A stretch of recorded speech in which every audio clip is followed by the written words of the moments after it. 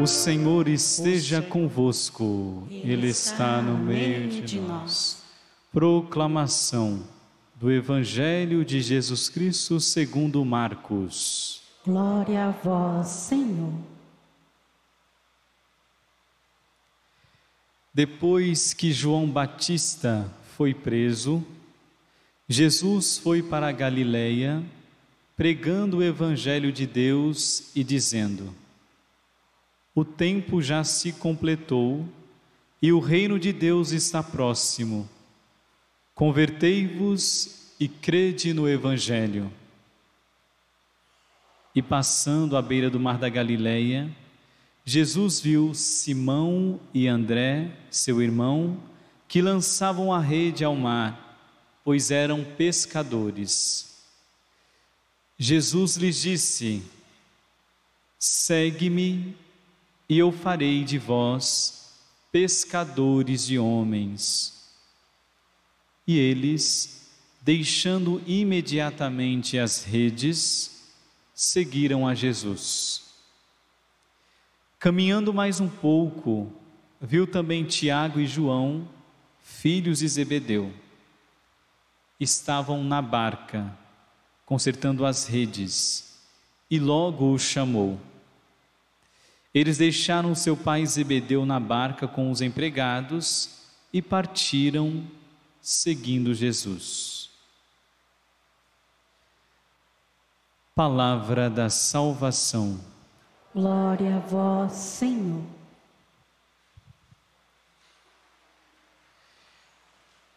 Iniciamos hoje um ciclo, um período do tempo comum. E esse período começa com o chamamento de Jesus aos apóstolos. Se ontem no Evangelho nós escutamos ele sendo batizado, escutamos a voz do Pai, a descida do Espírito Santo confirmando a sua eleição e ali o seu início do ministério, como nós bem entendemos, Jesus exerce essa missão não sozinho, obviamente com os 12 apóstolos e seus discípulos. Entende que aquilo que o Pai o recomendou na sua vinda deveria ser um compromisso da comunidade. Portanto, a partir dessa concepção daquilo que Jesus faz, chamando um por um, não dá para seguir Jesus Cristo sozinho. Nós seguimos em comunidade. De modo que não é suficiente aquela repetida fala, rezo em casa e tá bom. Não.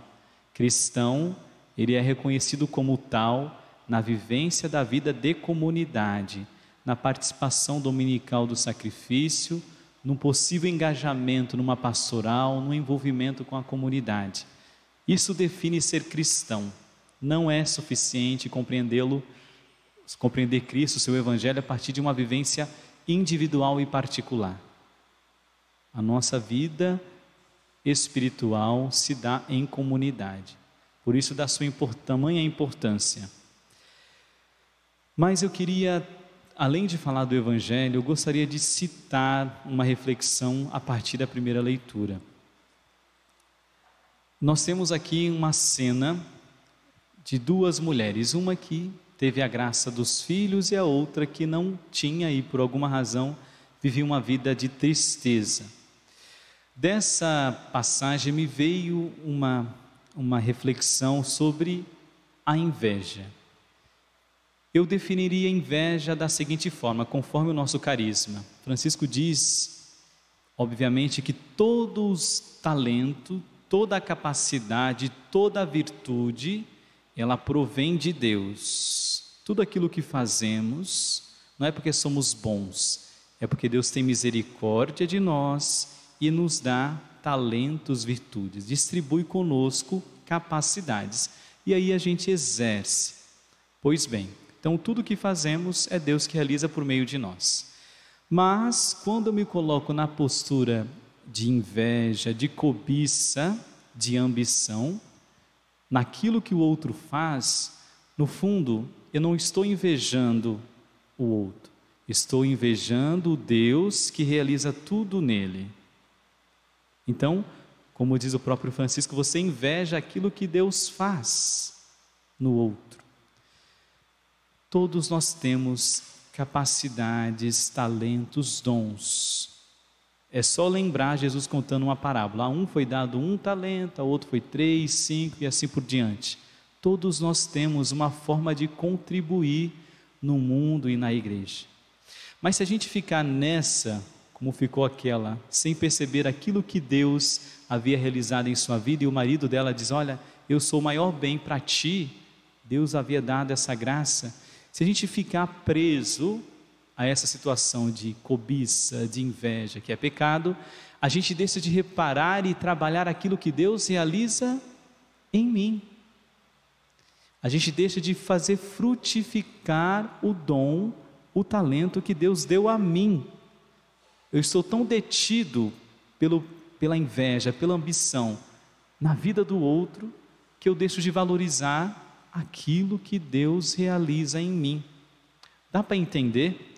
Então, irmãos e irmãs, na vida de fé, de discípulo e discípula de Cristo, não existe quem não possa contribuir. Cada um do seu modo, na sua condição, da sua forma, talvez com o pouco que tem, mas é com isso que Deus quer contar. Deus quer contar com aquilo que você traz em suas mãos.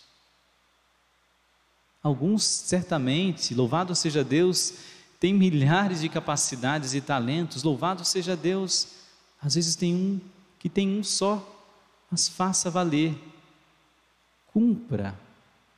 Se você é fiel no pouco, diz o próprio Cristo, com certeza o muito lhe será confiado. Se você nem no pouco, quem dirá, se o muito lhe for dado, você também não saberá administrar. Cristo, quando deu para ti, Deus, quando deu para ti um talento, Ele não te olhou como uma pessoa desprezível, jamais. Ele olhou conforme aquilo que Ele sabe do seu coração. Aí volta o Evangelho. Deus, em seu Filho Jesus Cristo, chamou pescadores. Um trabalho essencial para a vida do povo, no que diz respeito a encher a barriga, mas do lado de outros empregos, era um trabalho marginal. Mas Jesus, olhando muito além do que outras pessoas olhavam, olhando o coração sincero desses apóstolos, olhando a forma com que eles lidavam com aquele trabalho, Jesus Cristo certamente se encantou. Eu quero imaginar entre as linhas do Evangelho que Jesus certamente ia todas as vezes ali ao mar da Galileia reparar como que as pessoas, como esses homens se dedicavam no seu trabalho. E aí ele pensou, quero eu imaginar também, poxa, se ele se dedica assim, na pesca de peixes, farei deles, aí a gente vai entender, pescadores de homens. Farei deles pescadores eficientes, tal e qual pescadores de peixes. Jesus ressignifica a vida daquele povo, daqueles apóstolos. Portanto, o pouco que você tem, que você torna marginal por não concentrar-se, por não trabalhar tudo, Jesus quer contar com isso.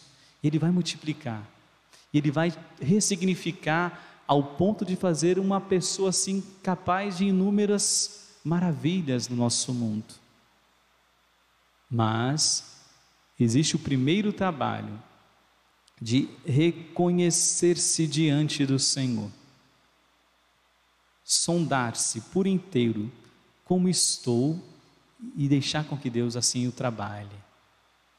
O nosso Deus, Ele é poderoso porque Ele consegue trabalhar até com aquilo que é pouco, com os limites.